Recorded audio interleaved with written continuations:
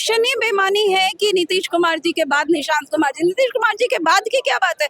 आदरणीय नीतीश कुमार जी आदरणीय मुख्यमंत्री जी तो है ही है। बोलते जदयू का बनेगा बीजेपी? लगभग 50 साल के हुए निशांत कुमार जी, तब उनको हम लोगों के आग्रह पे आने दिया गया है पार्टी में। आज तक आपने कहीं देखा? उनके चश्मा में सत्ता गई तो जिंदगी गई वाली बात है। नमस्कार, मेरा नाम है अभिमन्यु कुमार। आप देखना शुरू कर दे स्वराज पोस्ट। देखिए हमारे साथ विधायक शालिनी मिश्रा जी है। आज निशांत जी ज्वाइन किए पार्टी को, क्या कहेंगे? बधाई देना चाहती हूँ और धन्यवाद भी देना चाहती हूँ कि उन्होंने पार्टी की बागडोर संभाली है। और धन्यवाद तो मैं आदरणीय मुख्यमंत्री जी नीतीश कुमार जी को देना चाहती हूँ कि उन्होंने आज अपने पुत्र को बिहार को सौंप दिया, सेवा करने के लिए सौंप दिया। तो ये बहुत बड़ा कदम है और ये बिहार के लिए एक बहुत बड़ा दिन है, एनडीए के लिए बहुत बड़ा दिन है और सशक्त होके हम लोग उभरेंगे। आज अंतर्राष्ट्रीय महिला दिवस भी और आज का दिन ही चुना गया है, क्या ये दर्शाता है कि अपने पिता के दिखाए कदमों पे वो चल रहे हैं और पिता के साथ नहीं, पिता से 2 कदम आगे आने वाले दिनों में वो चलेंगे। और महिलाओं की जितनी इज्जत आदरणीय मुख्यमंत्री जी ने दी है, जितना सशक्त बनाया है, और सशक्त बनेंगी बिहार की और देश की महिलाएं उनके नेतृत्व में। क्या लगता है जिस प्रकार से नीतीश कुमार अपने पार्टी को संभाले रखे हैं, अब तक कार्यकर्ताओं के साथ मिलजुल कर रहे हैं, क्या निशांत उस तरीके से पार्टी को संभाल पाएंगे? ये जो आप लोगों का क्वेश्चन है वो मुझे समझ में लगातार नहीं आ रहा है। इसलिए नहीं आ रहा है कि आदरणीय नीतीश कुमार जी पार्टी छोड़ के कहीं नहीं जा रहे, पार्टी में ही है और पार्टी में उन्हीं की ही पार्टी है। वो सर्वोपरि है हम लोगों के लिए, सर्वमान्य नेता है। तो हमारा नेता कहीं नहीं गया है, हमारे नेता यहीं पे ही हैं।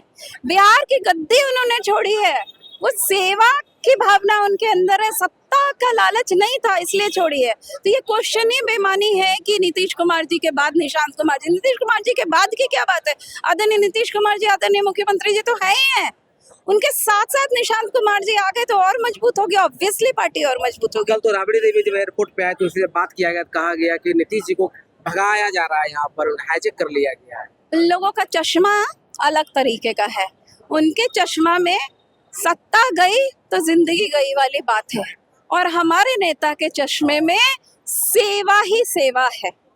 तो सत्ता से कोई सेवा का कोई वो नहीं है। सत्ता गई तो भी हमारे नेता सेवा करेंगे, सत्ता नहीं रहने पे भी उन्होंने सेवा किया, सत्ता रहने पे भी सेवा किया, आजीवन निकाल दिया।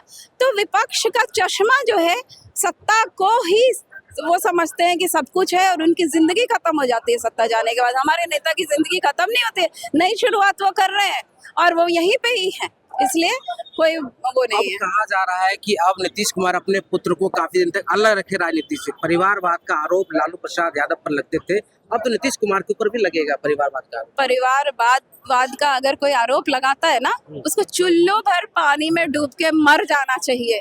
परिवारवाद का आरोप वो लगा रहा है जो नौकरी के नाम पे जमीन अपने बेटे के नाम से लिखवाता है। परिवारवाद का आरोप वो लगाता है जो अपने बेटी, बेटा, पत्नी से लेके साला साली कोई किसको छोड़ा है उन्होंने, सबको बचपन से लेके अभी तक खाली परिवार को ही आगे बढ़ाने का काम करा है।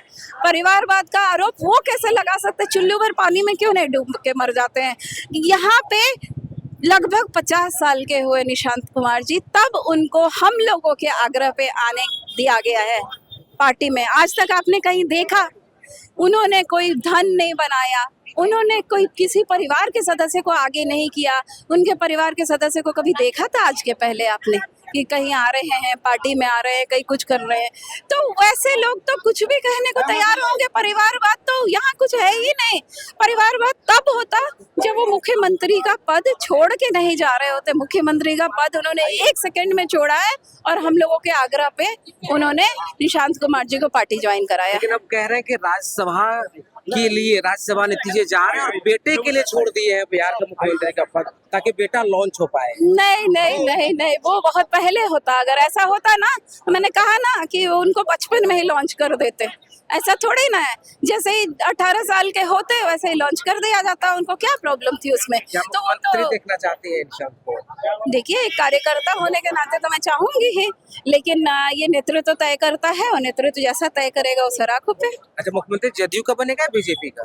ये मैं कैसे कह सकती हूँ। आप क्या चाहती है एक कार्यकर्ता होने के नाते? एक कार्यकर्ता होने के नाते मैं चाहूंगी कि हमारा नेता सबसे ऊपर पहुंचे, कोई भी कार्यकर्ता चाहे।